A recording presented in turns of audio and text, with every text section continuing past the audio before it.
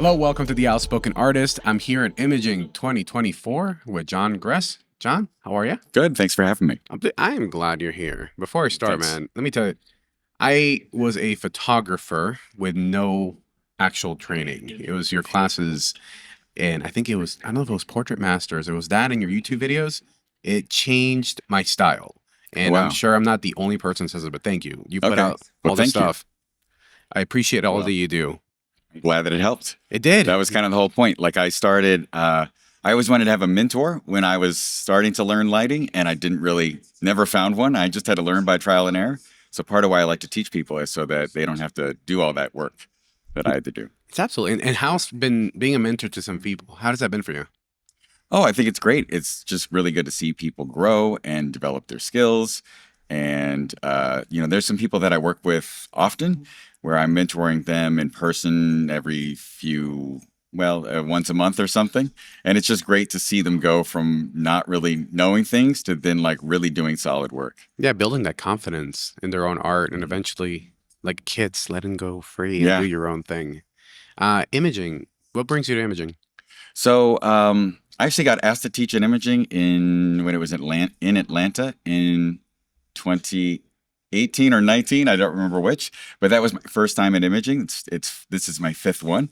And so that time they needed a speaker to fill in for a pre-con class because somebody canceled.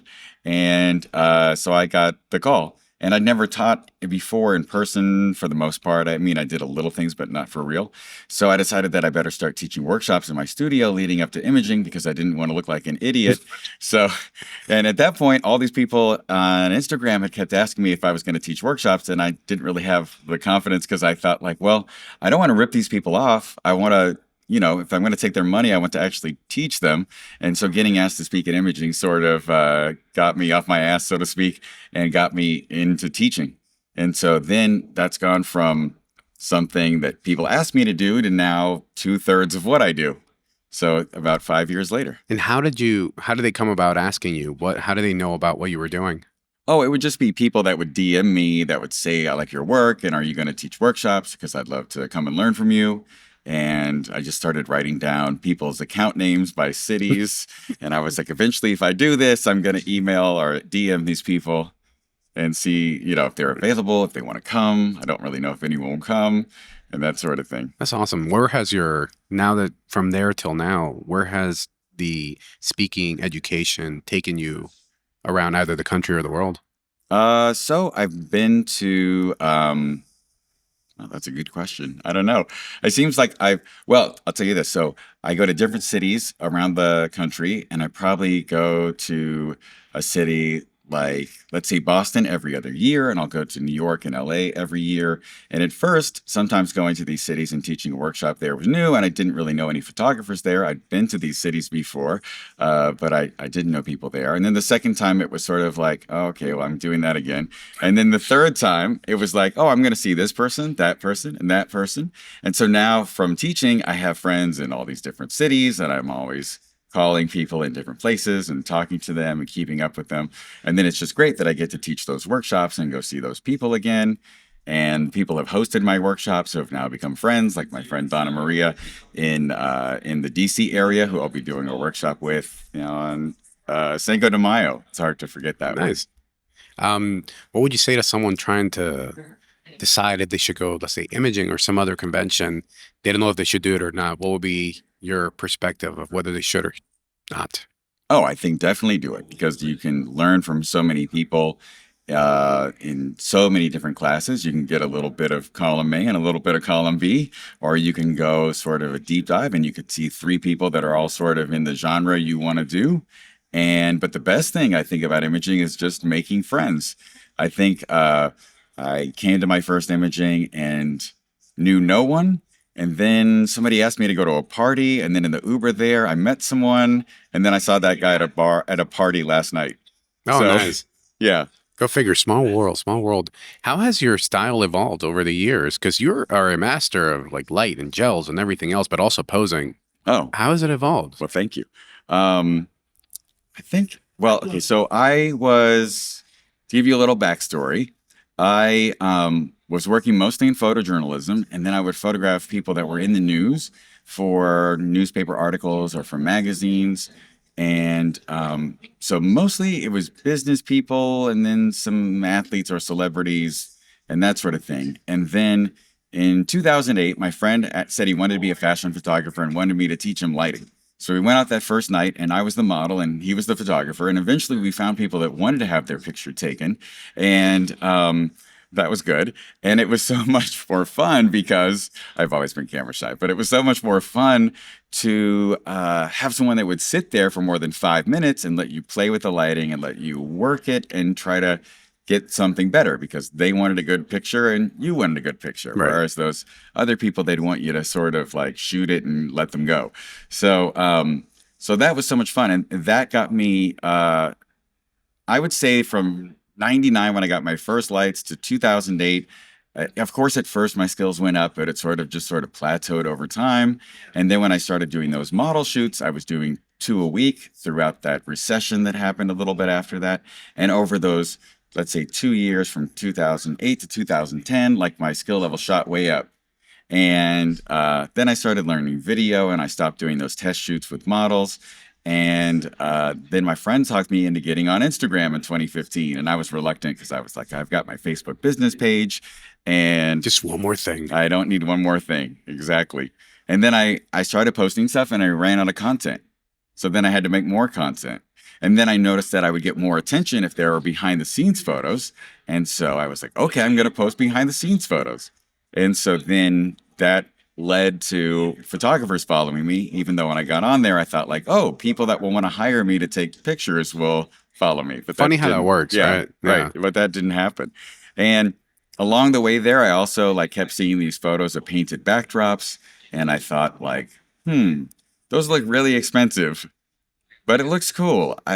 Do I want to get one? I'm not sure if I want to get one. And finally I broke down and I got one and I started to look and see sort of like what I looked at all the hashtags under gravity backdrops to see what people were doing and how they were, all the photos that were hashtagged that, to see what they were using them for and how they were lighting them and what the vibe was like. And I sort of figured out that this is mostly window lighting. And then I started thinking about how do I recreate window lighting?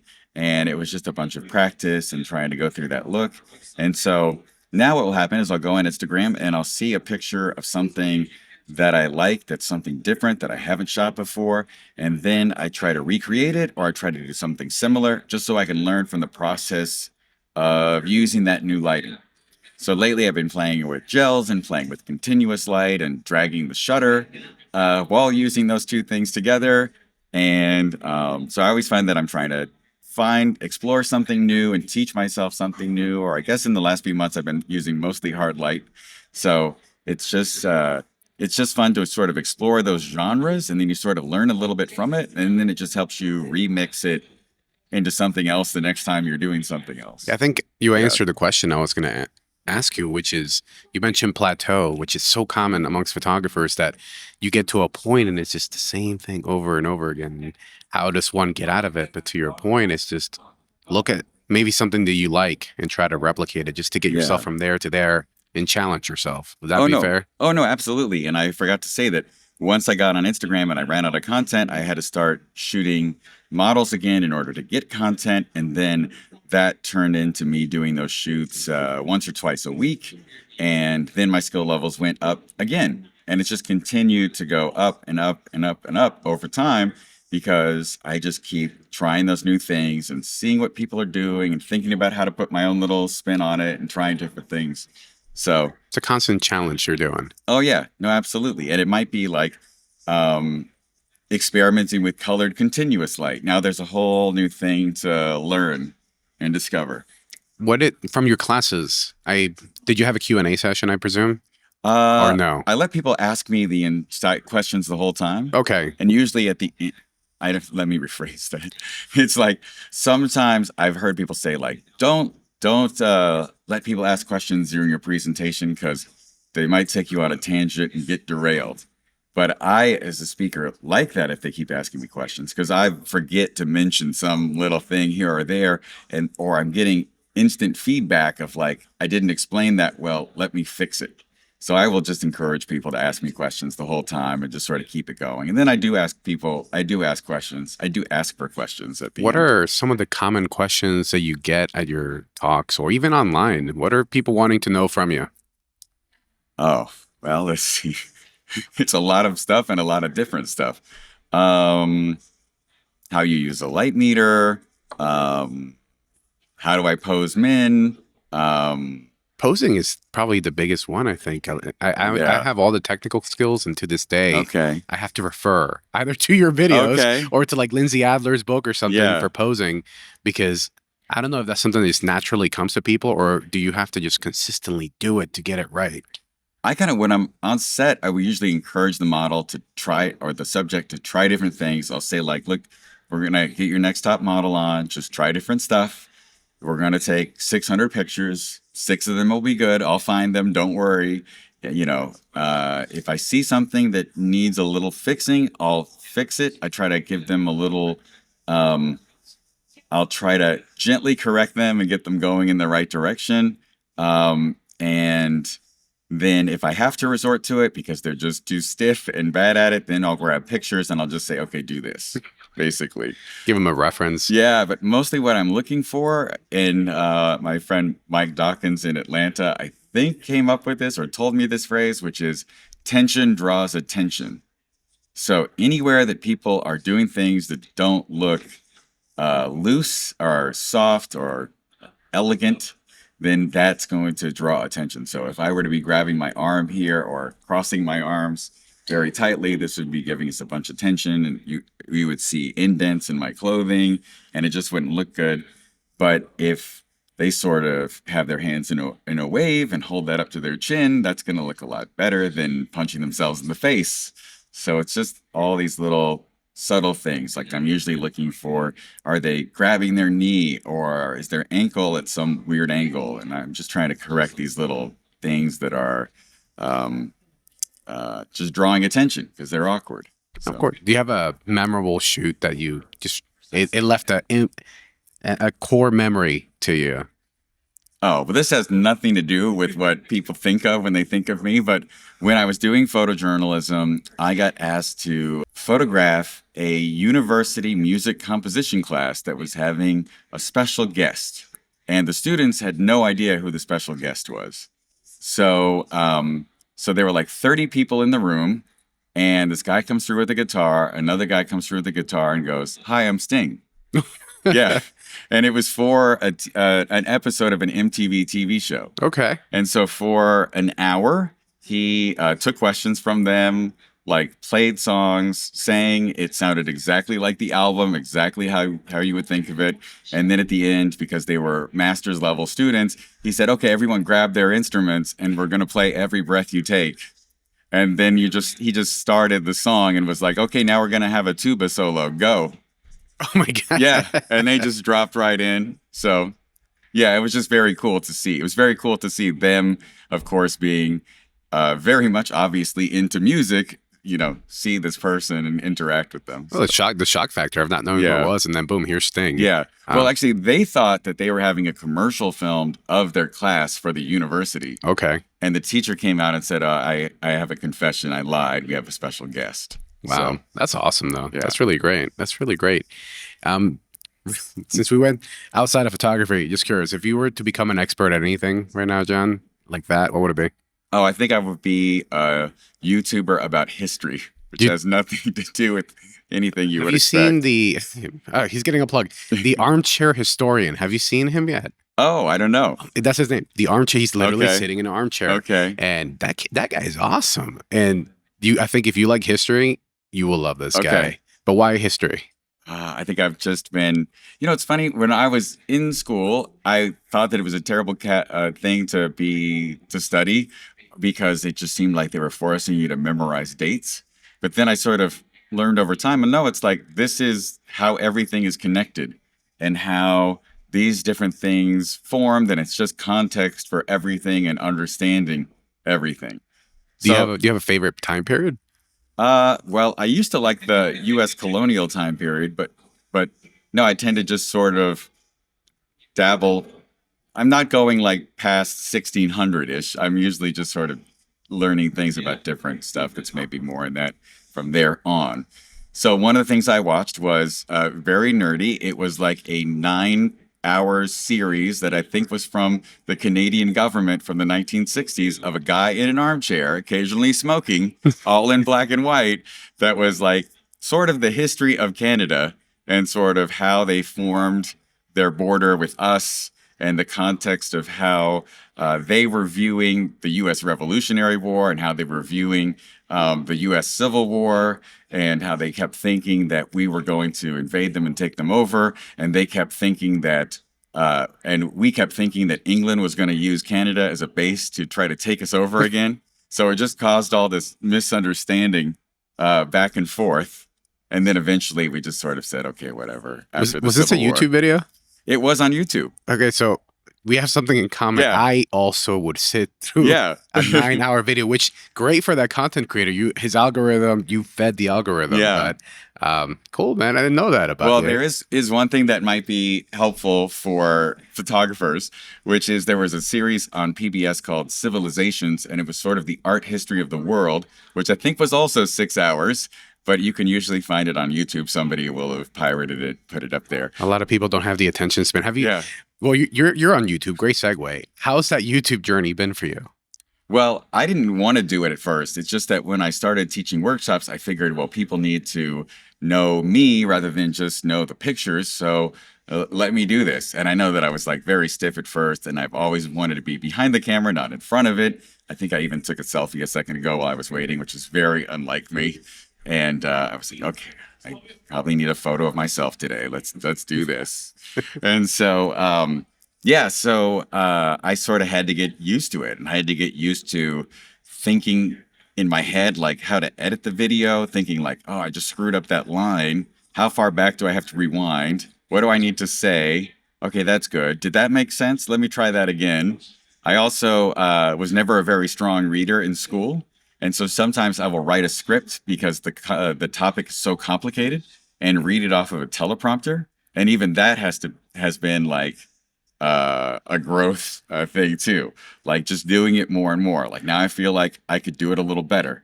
Like when I watch people on cable news doing their nightly show, reading from the teleprompter, it's very impressive if you've ever tried to do it. Like it's challenging. Especially and not like screw stuff up and end up like Ron Burgundy. I was gonna say that. I was about to bring up the Bruce Almighty. Okay. I feel like at times I'm like, that's all you get out of it. But no, that's true, and that's true. What has been one of the challenges that you've had to overcome with YouTube content creation? Probably getting over the desire for perfection, because I would think I would say something and I would screw up a word, and then I would be like, I got to start the entire thing over. Not the entire video, but maybe that section. I'd have to go back and try to start the section over. And then I'm going to screw up a word again. And then I'm going to be sitting there for a while trying to have this perfection that I was never going to get to. Yeah. So imagine in my own video, if I had done that, hitting the microphone, that would have thrown me way off. It's crazy, right? Because I agree with you 100%. And maybe this is how I feel. I feel that nowadays, people don't care that much anymore. Yeah. Where before, take the lapel mics, right? Yeah. Before, it was an artistry to hide the lapel mic so you wouldn't see it. Now, people have these Rode mics that stick out like a box. Hate it. I don't like how it looks, but people seem to not care because they care more about what's being projected. Yeah. So yeah, to your point, like I'm not editing that out. Yeah. I'm not gonna be like, cut, let's do it again. Like I'll watch videos from people that I like that usually they'll be talking on a microphone like this.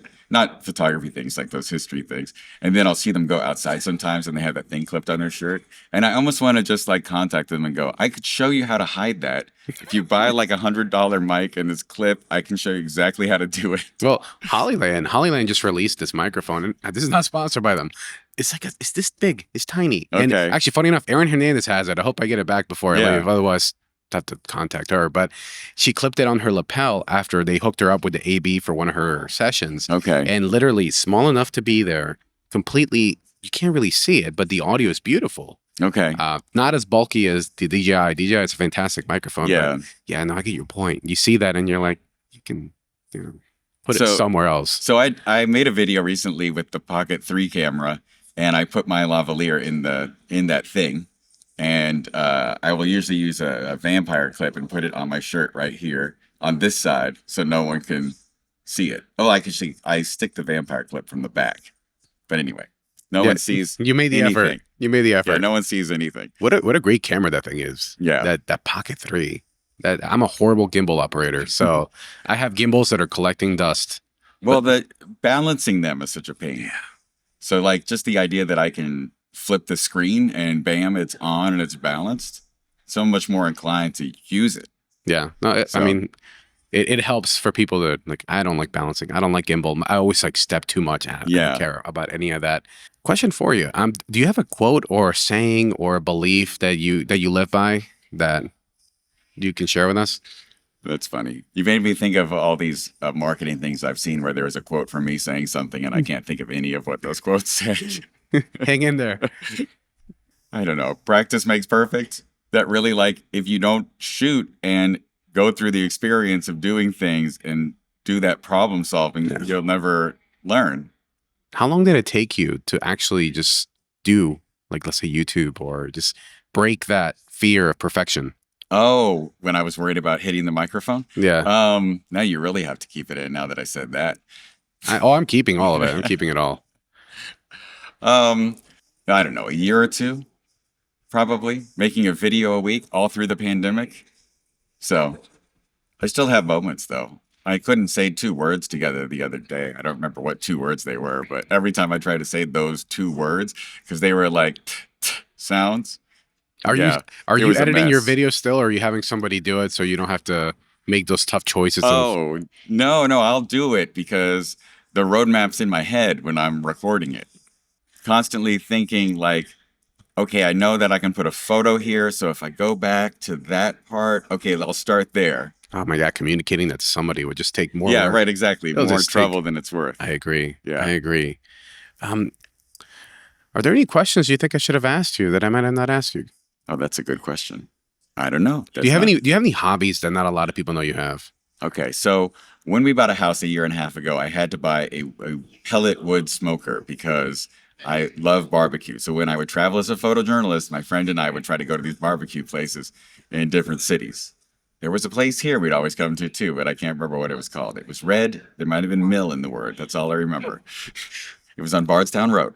But anyway, yeah, so I started trying to figure out how to make ribs and then how to make pulled pork and then I'm going to figure out making steak this year. Oh, and making brisket. I figured out making that. So it's just fun. And then having the whole extended family over. I love doing that. So it just gives me, something to serve on that too and contribute. And I think I saw Boo Ray Perry the other day, and maybe you talked to him too during this series. I did. Poor guy was on our uncomfortable couch. We get the professional table. We were just like okay. all hunched over. So he was my first one. Sorry, Boo Ray. I think he posted a meme that said, when you're over 40, you either take up smoking meat, history, or photography. Wow. Well, I was thinking it was World War II history to be more specific. It's like 1, 2, 3. Yeah, exactly. That's great. You might either think I'm a monster or you think this is great. My wife and I discovered that you can cook a really delicious, tender steak, air fryer. Okay. And it's absolutely delicious, less of a mess, and it gets the job done. So if you're in a bind and you have an air fryer, you can make a killer steak, all thanks to YouTube. That would make sense. Yeah, it works. It works really great. John, do you have any questions for me?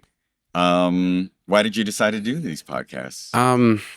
Because of my first imaging, I met wonderful people. Okay. I came knowing no one and put myself out there, stepped out of the comfort zone, pre-con classes and whatnot.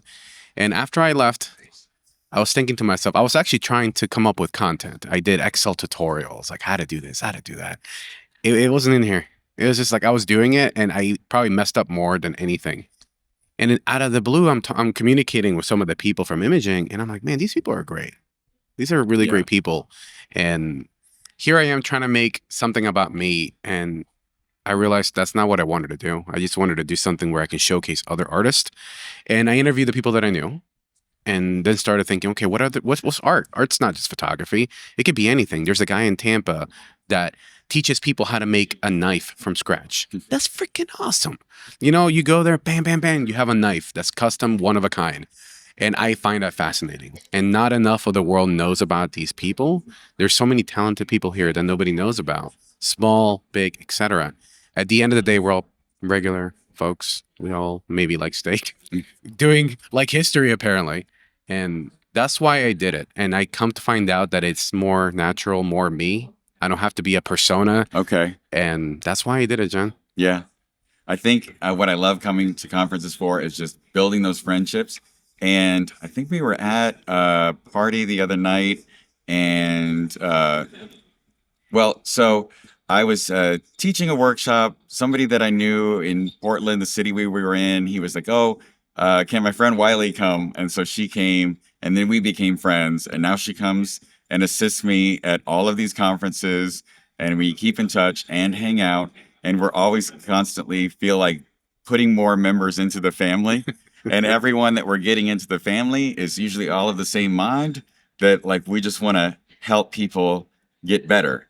They're not the type of photographers that we're like, well, I'm not going to tell them that stuff. They'll That's my steal all my secret. clients. Yeah. Like, no, your clients are going to you because they like you.